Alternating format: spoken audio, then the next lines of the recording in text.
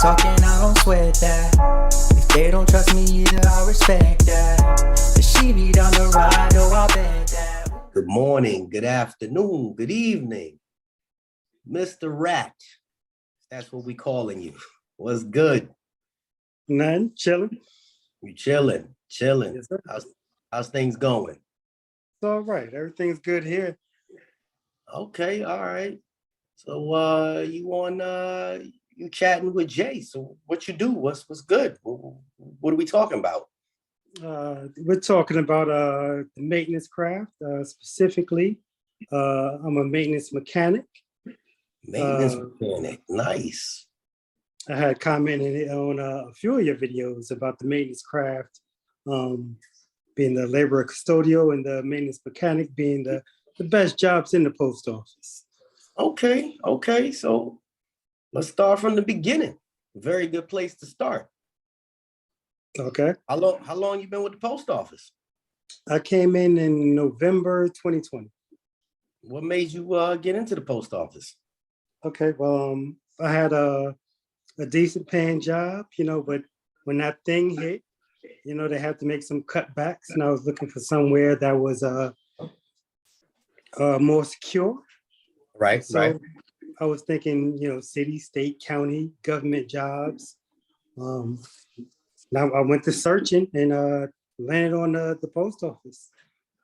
Okay. So what happened then? What did you apply for? I initially applied for, I applied for everything. I applied for all the clerk positions at the stations and at the plant. I applied for a mail handler in every city I can within probably 50 miles. Okay. I ended up accepting the mail handler position. Right. Just because it came up first. Okay. And then what happened? Well, once you get there and you get to talking to people, I had come in when they had the COVID exceptions. So they were over their allotment of MHAs.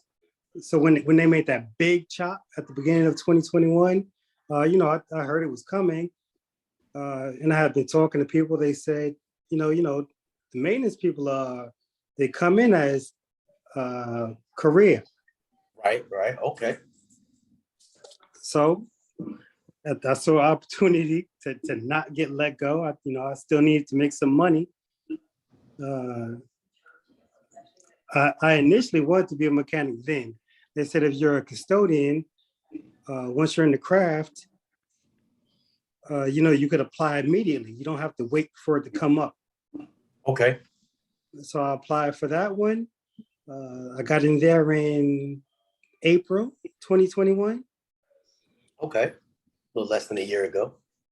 Yep. And then I took the 955 exam to be a mechanic. So in order to become a custodian, did you have to take a test? I did. Okay. Was it easy? Was it common knowledge? That's what they listed as. There's no practice exam for it because it is common knowledge. Okay. They ask you regular household things like what tool would you use to unscrew a screw? It'll be like a hammer, a screwdriver, or a car. Okay, that's pertinent information. Now this was for the custodial craft, right? Yes. Okay. So a lot of people ask me that question and I don't really give too much information. I have it, but I'm not skilled in that. So you're saying that it's a basic knowledge. It's all common knowledge. All right. And do you remember what the assessment number was for that? Not off the top of my head, no. Well, whoever applies for it, they'll come up with it, hopefully. Okay, so let's get this straight. You started off as an MHA, then you became a janitor, custodian. Yep. And then what happened? Then I took my 955 exam. I passed that. Then I needed to interview to become a mechanic. What is the 955? What does that mean? What is it, the 955 exam? That's the test exam for all mechanic positions. Okay, so there's no specified information with that? That's for all mechanics? Yeah, they grade you differently. Like, so you could qualify for one position as a mechanic and not another, because you have some people who are more focused on electrical stuff. So Right. you did really good on the practical stuff on the exam, but you failed all the electrical stuff. You know, you won't qualify as an electrician, but you may be able to be a building mechanic or a machine mechanic. Okay. So that one, that 955 has different sections in it, is what you're telling me. Yes, it does. Okay. All right. I'm hoping that you continue to read these comments when I post this video, because they're going to ask a lot of questions, and hopefully you could chime in. You know, I'm out there reading. I try to help where I can. Okay. I don't help. I just give information. That's helping. So you went from one to the other, and then what happened after you had to go interview? Since I was already in the maintenance craft, they just consider it a promotion. So I just needed an assignment change. Wait. Let's back up. What do you mean you were in a maintenance craft? You said you were a custodian. Custodians are part of the maintenance craft. Well, slap me silly and shave me naked. I didn't know that. They absolutely are. Okay, so to clarify for those that don't know, custodians are part of the maintenance craft. Is that correct? Yes, sir, it is. And in order to progress within the maintenance craft, you have to take a test. Is that Yes, correct? you did. Yes. You passed that test. I did. And then you got a promotion. Yep. Which means more money, more money, more money. That's what it means. That means you got more money than me. I don't know about that one. I ain't got no money, cousin. All right. Just wanted to clarify that, because a lot of people ask these same questions over and over again. But I got you here. So you made it. You went from one, you took a step up. Now you're a maintenance mechanic. What are you maintaining? Because all our machines, we broke all the time. Talk to me, brother. So all of the mail sorting machines, mechanics work on. I started on the DBs, the DBCS machines. Okay. You got people on the 100s, 200s, the APBS, the flat sorters. You have to get trained on the specific machines. Okay. So they give you more training. Will they actually give you training once you pass the test? Is that right? Yes. Okay. So there's a hands-on, somebody's walking around with you saying, hey, if this happens, this is what you do. If that happens, this is what you do. Yeah, you get that general training, but then you're supposed to go to school for each specific machine you're going to be working on. Oh, okay. So continue. So because you can work on the low-cost machines doesn't mean you can work on the SPIVs. Like, completely different machine. Okay. So you need to be qualified for the machine you're working on. All right. Because from what we just gathered, I don't know if you read, I'm sure it's your craft, you heard about the individual that had that tragic accident, right? No, I'm not familiar with. I'm going to have to send you the link where the dude lost his arm. And he sued the post office and won because of lack of training. Yeah, well, if he lost his arm, he was doing something he wasn't supposed to be doing. Okay, I don't know. I don't play with machines. I get in truck and drive. But I'll send you the link to that. I just read that the other day. Yeah, so they actually supposed to train you. Did you get physical training on everything? You work at the post office, Jay. Man, say less then, cousin. All right, so it's hands-on, figure it out as you go. All right. I know that they're supposed to give you some schooling when it comes to the electrician work, though, for certain. Yes. Okay, so you're supposed to go to Oklahoma for the IES training. The classes now are filled up. So they was trying to get me in, but in the meantime, I'm just doing my hands-on at the plant. What's that for? Is that the same type of class, or is it, you were saying they were supposed to train you on every machine. Where do they do that every machine training?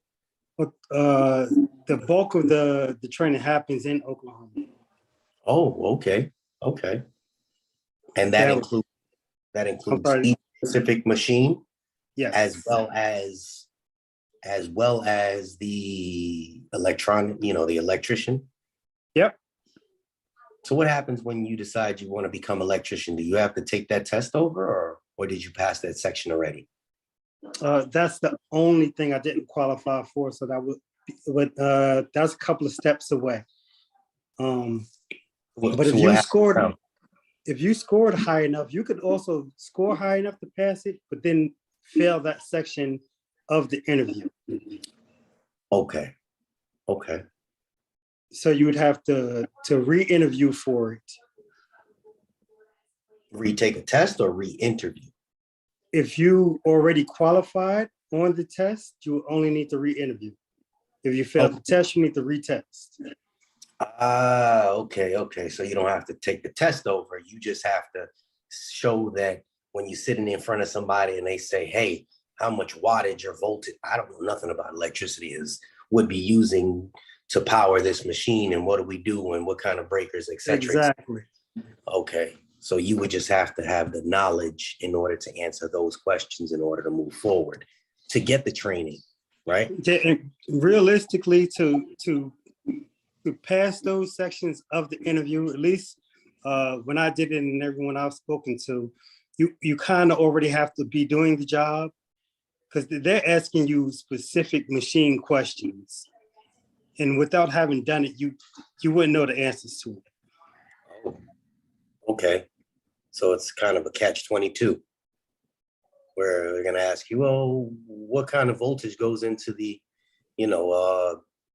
low cost machine? Like, I've never worked on that specific machine before. What do you mean? So you kind of, even if you know electricity, you actually have to physically kind of train with an electrician. Is that what you're throwing out?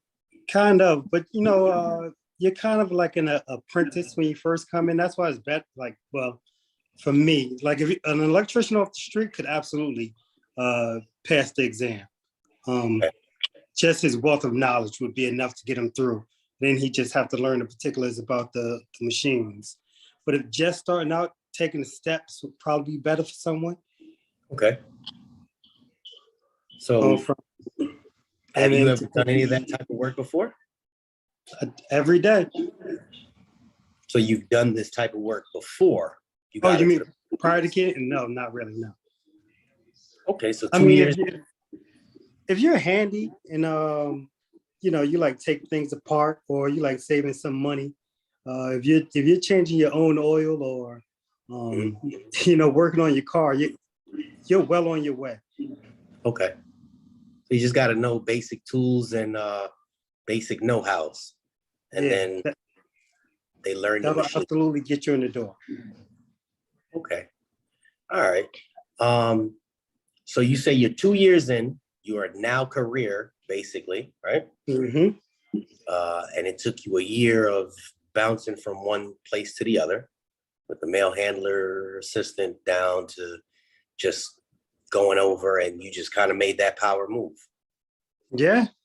What you like about the job? I mean, you ain't got no complaints, bro. I know you ain't got no complaints. Y'all don't do nothing, man. I ain't gonna knock you while you're on here, but the wire machine's broken all the time, bro. A lot of it is operator error. Some of it's just the mail. Some people send things in the mail that shouldn't be going through those machines. Whether that's chocolate bars or packets of ketchup to shampoo. And when it gets in there and it starts getting up in those gears and on those belts, it's going to be a problem. And, they're just running all the time. Okay. So it's just, wear and tear. Yeah. Because I hear the alarms going off all the time. I hear them on the loudspeaker. We need a mechanic to the blah, blah, blah. We need a mechanic. So you stay busy. Yeah. That's the good thing. What shift doesn't stay busy? Because there's one shift that I never hear anybody call you guys. Tour 1 is the easiest for us. Tour 1 for somebody that doesn't know is what hours? Tour 1 is 11 p.m. to 7 a.m. Okay. You said it's the easiest, huh? I believe so, yeah. Okay. So to backtrack a little bit, mechanic, you the ones that come and fix the dock plates as well or no? No. Okay, so the BEMs, they're mechanics, the building mechanics, they'll work on the dock plates. If anything is I don't know the requirements, but things past a certain voltage or skill level, they'll call in contractors. So there's two different types of mechanics, building mechanics and then You have MMs, maintenance mechanics, MPEs, mail processing equipment, ETs are the electrical technicians. You have BEMs, which are the building mechanics. You have your NSTs. I don't know what NST stands for, but when the ETs don't know what they're doing, they call the NSTs. They come in when there's a big move, when you're moving a machine from downstairs to upstairs, or you're building a machine from scratch. Okay. They coming in. Oh, so you got a whole squad. Yeah. I don't never see none of y'all. Why y'all be hiding?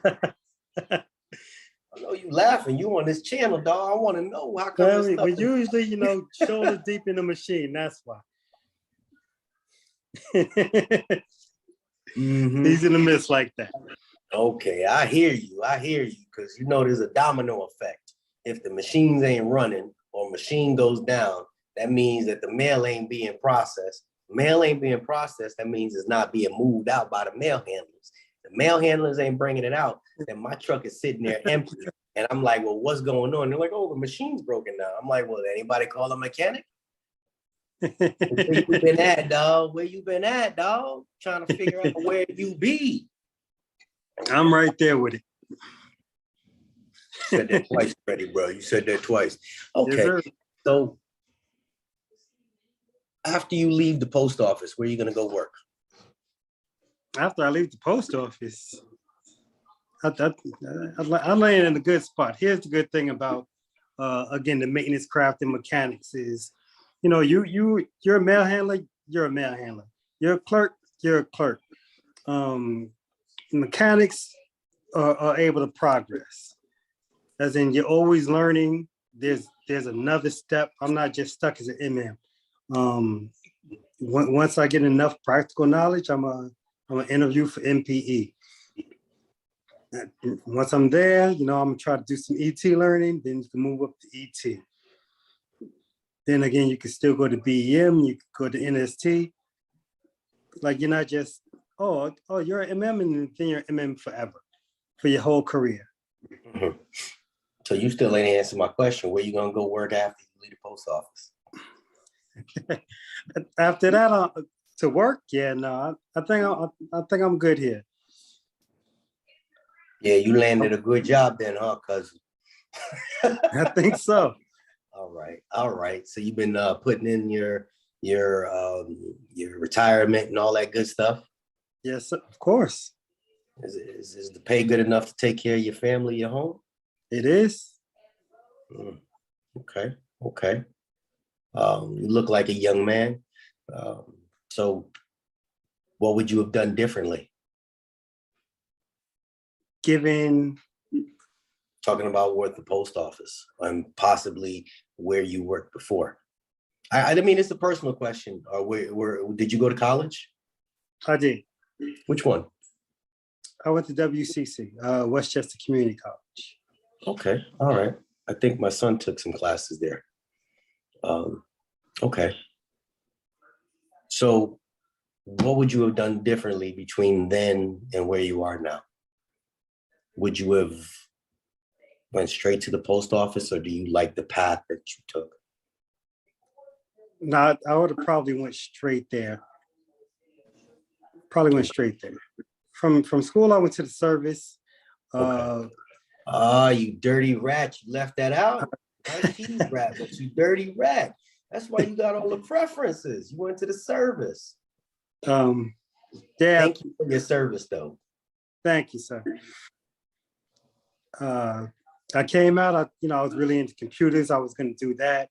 One thing led to another. I got into the hospitality service, and I stayed there for 19 years before things slowed down to a stop. Right. Okay. All right. All right. So you got about 20 years left at the post office, give or take? Right around there. I can assume what your age is. We knocking on the door together. Okay, yeah, man. For the last couple of years, I used to see you chime in, and I was like, I wonder what this guy is about, because some of the comments I thought were funny. You always kept a little, on my channel, and I truly appreciate getting a chance to talk to you. But what I want from you is, if you had a chance at this moment to tell anything to anybody, because you not only work in the field you're in, but you were MHA before. Tell me the good, tell me the bad, tell me the ugly. Of all the crafts? Of the post office in general. I mean, where you're at right now is cake. It's cake work. Yeah. But you see, you walk past. I know. I watched the mechanics just walk past two people banging in the corner, and they just be looking what they do. They be like, They go back with their little rubber band and go fix it. So tell me the good, the bad, the ugly, man. You've been there. Well, the ability to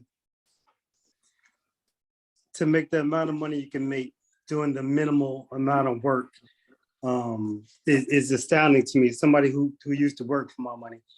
And you don't work now, but you're not making a case for you guys. You're not making a case for you guys now. No, I do, but that leads into the bad. Everybody doesn't work. A few people shoulder a lot of the burden of the work there. Okay. And that's what it is. That's what every craft, though. I think that's what every. For sure. So if I'm on one machine and there's another machine breaks down behind me, somebody comes and gets me like, hey, when you're finished with that, can you get this one? So like, where's everybody else at? I know I punched in with about 15 people. Where they at? Okay. So your co-workers could be lazy, I guess, and that's what every craft. The money for the minimal amount of work, that's just your craft, though, bro. I mean, don't take it personal, because they say truck drivers don't do anything either. I know. But I've been driving 25 years, so I mean, it is what it is.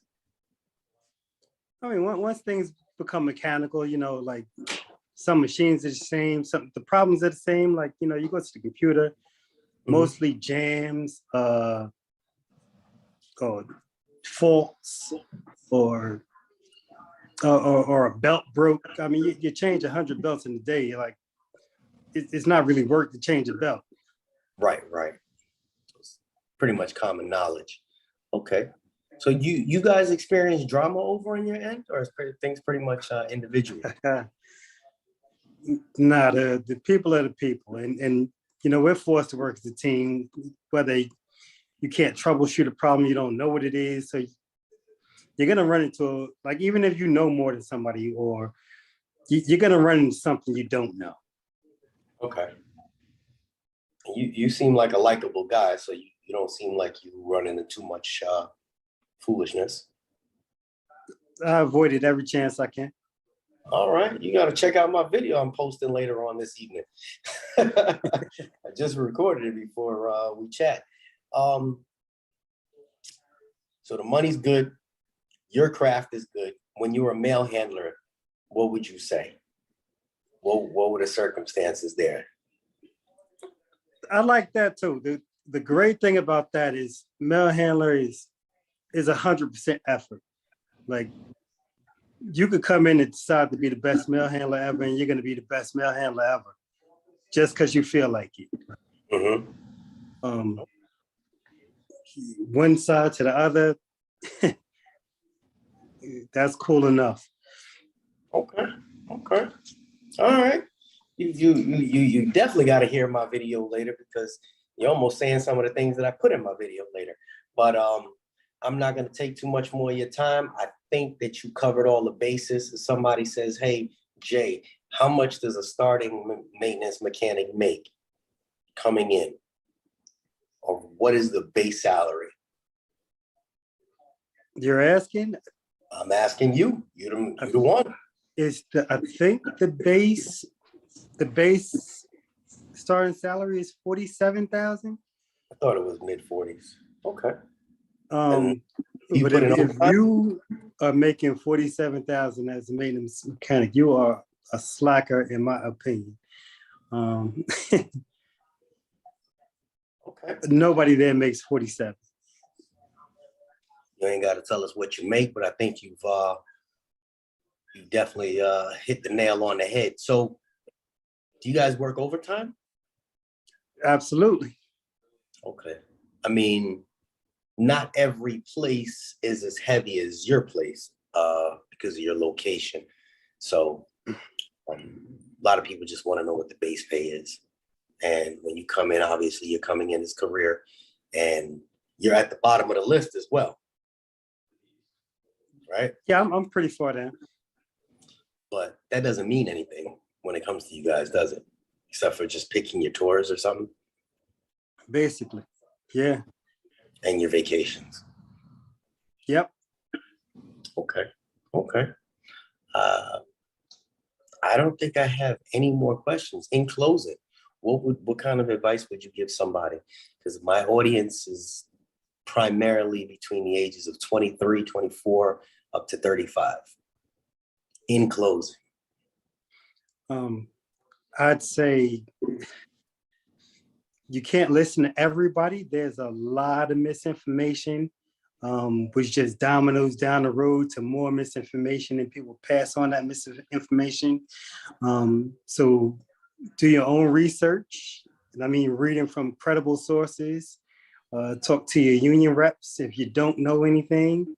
And if you put your head down and work, you're gonna see some fruits to your labor. Okay.